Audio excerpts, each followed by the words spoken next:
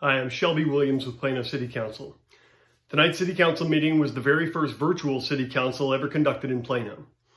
We had several discussion items in the preliminary open meeting, including the Cullen Creek development, drainage fees, 3-year economic forecast. Spoiler alert, it's all in the air. But what everybody really cares about is the city's response to the pandemic for the coronavirus. Now, I'll skip to the punchline. We are going to have an emergency meeting in 2 days on Wednesday, April 1st, no fooling, at 5 p.m. The executive session will start at 5 p.m.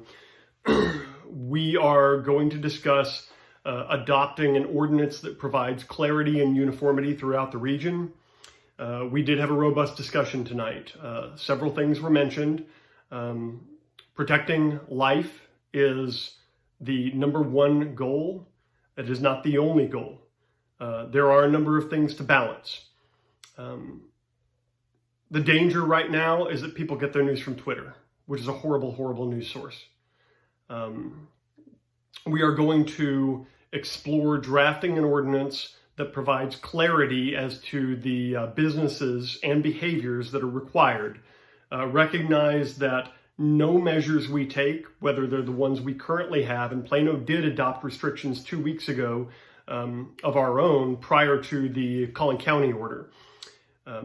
Whatever we do, whether it's more or less or exactly the same, it will be largely unenforceable because the kind of manpower to police it doesn't exist, nor should it. There's also going to be a loss of life, no matter what happens. There is no good outcome from this. There is no net positive outcome. All of our elected officials, from President Trump down to the city level and the counties and the states, are trying to strike a balancing act. No matter what we do, people will die. For different reasons, but people will still die. We have to strike that balance between preserving life and preserving some semblance of quality of life. And I'm not thinking about people who are able to work from home due to the nature of their jobs.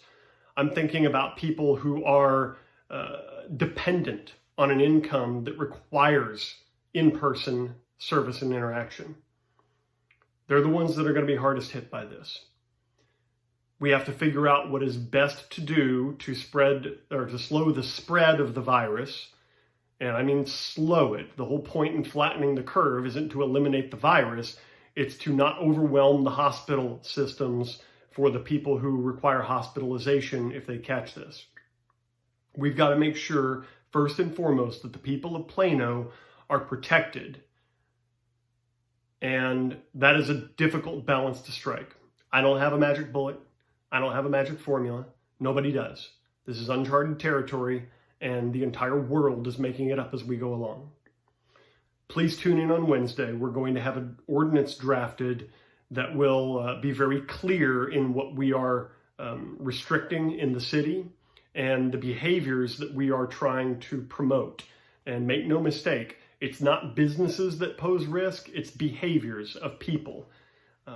That's what we need to make sure everybody understands, and that those behaviors are as limited as possible. 5 o'clock Wednesday. Please tune in, and please pray for us, all of us. Every elected official across this country is wrestling with this same issue right now. There are a number of approaches that are being taken, from complete shelter-in-place orders, as though there's a statewide tornado, to very loose restrictions in other places. Denmark is going off in left field, which may be very interesting. They're simply trying to protect those who are at greatest risk from COVID-19, health risk, and then let everybody else get it and develop herd immunity. I can't say which approach is best. None of us can yet. But we do need to recognize that no matter what we do, there will be a cost in human life and livelihood. There are no good choices. So we have to try to make the least bad choice.